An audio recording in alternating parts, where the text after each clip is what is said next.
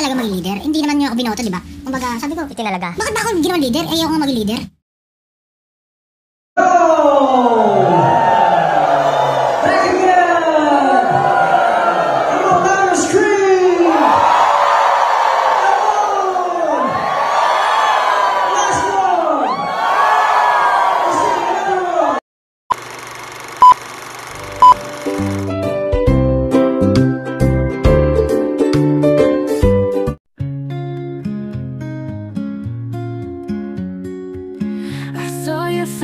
In the twilight glow, a whispered word in a world so slow.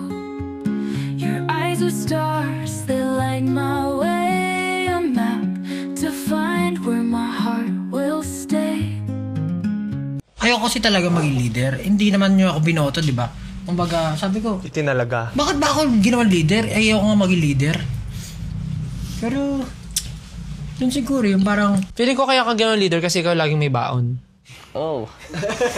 Hindi, pero ang dami kong questions. Diba? Siya lagi may cucumber. Siguro, feeling ko yung mga frustration ko galing dun sa... Yun yung nag-instigate. Task na yun sa responsibility. Kasi dati, inisip ko, ang hirap naman, ano na itong mga to? Ano, kanya-kanya ng personality, kanya ano gustong gawin. Parang ang hirap niyang gawin. Sige, try nyo.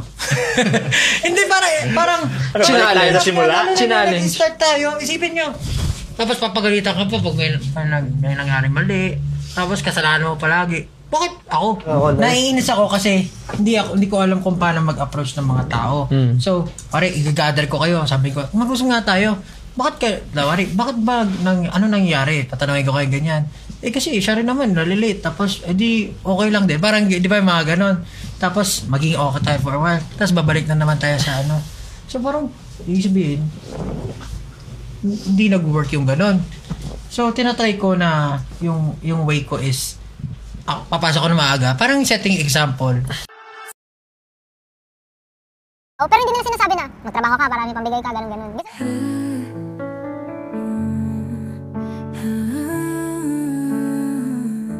Sa simula pa lang ng ating kwento, sa puso ko ikaw ang nakawakiti. No, hindi ka naman na-pressure ng parents mo na as panganay? Hindi rin naman. Hindi naman ako na-pressure na sinasabi na, panganay ka, dapat. Dati lang. Hindi sinasabi. Dati lang. Siguro, somehow, pero hindi nila sinasabi na, magtrabaho ka para may pambigay ka, ganun-ganun. Gusto lang nila, siguro bilang parent, gusto nila makita na mag-succeed in life. Na parang, syempre ito yung alam nila na magiging mabuting anak to. Ay hindi, magiging okay siya sa future pagka na-secure niya na yung mga kailangan niya. Kaya sinasabi nila, mag-aral ka, magtrabaho ka, may kita ka. Baka para for my own good din yun, yung iniisip nila. Kasi baka hindi nila ako nakikitaan ng potential sa ibang bagay. Kaya dapat maging ka na lang, maging hardworking ka na lang. Baka ganun yung goal nila sa akin dati. Pero yung sasabihin mo na, dapat ganito ganyan kasi panganay ka ganyan. Wala naman ako narinig sa kanilang ganun. Wala.